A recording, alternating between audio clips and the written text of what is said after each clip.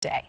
But the real numbers regarding mortality are shrouded in mystery. The Chinese government has only admitted to 7 deaths in the past 2 weeks in just one city. The New York Times reporting on widespread public distrust there. Meanwhile, back here at home, a so-called tripledemic of COVID, the flu, and RSV filling some hospital rooms this holiday season. For more, we want to welcome in Dr. Corey Hebert from the Louisiana State University School of Medicine. Dr. Hebert, thank you so much for your time. And thank you for having me.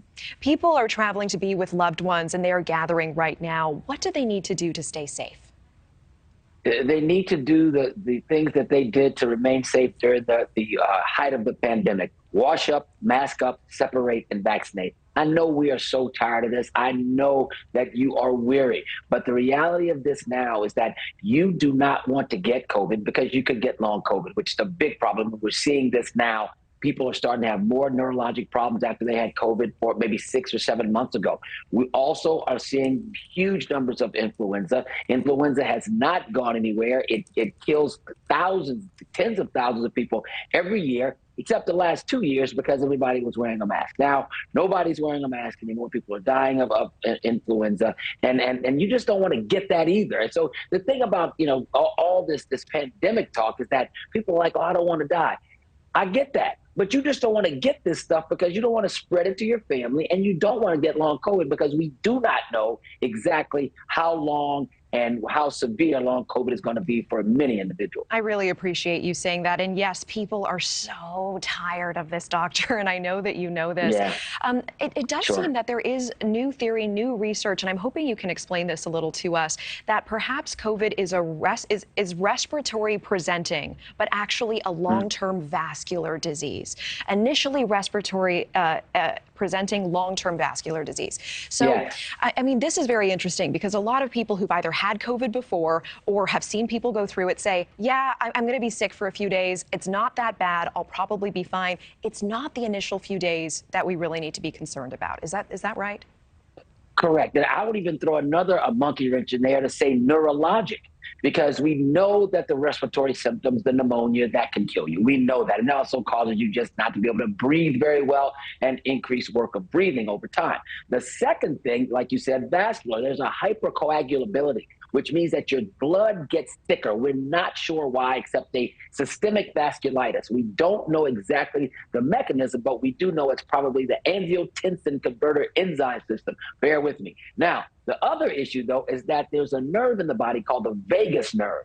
It's called vagus because vagus is Latin for wanderer. It's the longest nerve in the body. That is also being having inflammation in the body, and that vagus nerve innervates and has sensitive receptors across the body, so that means that you're going to have nerve issues all throughout the body. So this is a real triple threat of COVID in the body that we don't have our hands wrapped around enough to say, don't worry about COVID anymore. Because if you get this, I don't care if you think it's rare or not. If it happens to you, it's 100%. I have colleagues of mine, ER doctors, that can no longer work because they have long COVID and they cannot even sustain themselves for a 12-hour shift. So what I'm trying to tell people out there, you're going to be around a lot of people in the next few days from now until New Year's Eve.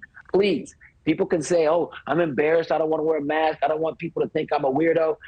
You could take weirdo as far as you want. But what I will tell you is that you must protect yourself, you must protect your family, and that's the bottom line. I know a lot of people have already had COVID once, perhaps even twice. For them, would you still caution them against getting it again?